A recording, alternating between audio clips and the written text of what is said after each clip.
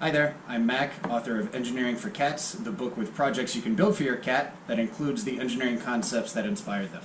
I'm really happy to say that since the book came out, I've received a lot of great feedback with people actually taking on these projects in the book, but I've also received a few questions asking for tips on how to build the more complicated ones. So today I'm going to give 3 tips on how to build one of the more complicated projects, the large PVC pipe drinking fountain.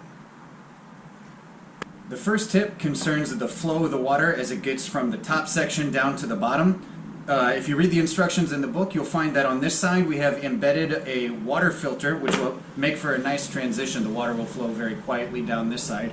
However, if the water flows down this side, it might be a little louder, it might splash. If you want to prevent that, a real simple fix is just to take one of those plastic Easter eggs, take the bottom of half, slit it if it's not going to fit, and stick it in there. Then all the water will flow either through the filter or down the 2 chains. The second tip actually concerns the chains. The function of them is to take water from the upper reservoir down to the bottom basin without too much splashing, and also providing a place for your cat to drink off of them.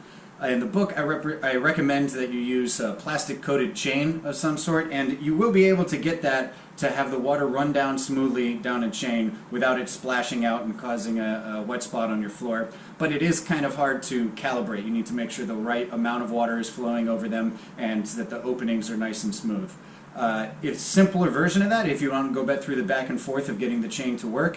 What I did here is I just used a simple electrical wire, which is coated copper, so it should be okay to drink out of, no problem. And I just ran 2 strips down from each side. Now the third tip concerns cutting this top section here. This is arguably the most complicated part of this project because it involves taking this pipe and slicing off the top of it. So I'm going to show you 2 different ways that I recommend how to do that.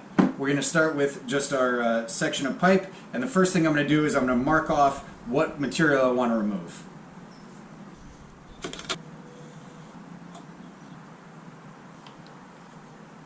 Now, the first option for cutting this pipe is to just use a simple hand saw. The best saw for this would be something you can easily turn, like a coping saw. If you have a hacksaw or something else and you're determined enough, you might be able to cut it with something else, but I recommend something like this.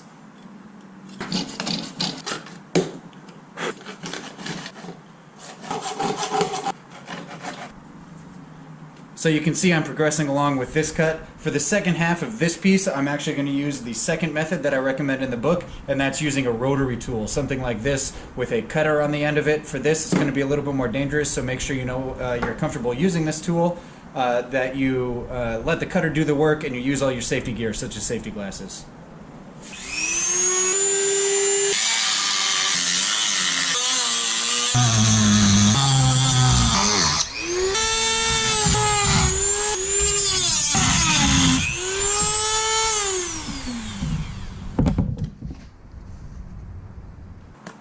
Thanks for watching. If you want the full instructions for this project, check out the book Engineering for Cats. And if you have any other questions, feel free to shoot me an email at contact@engineeringforcats.com.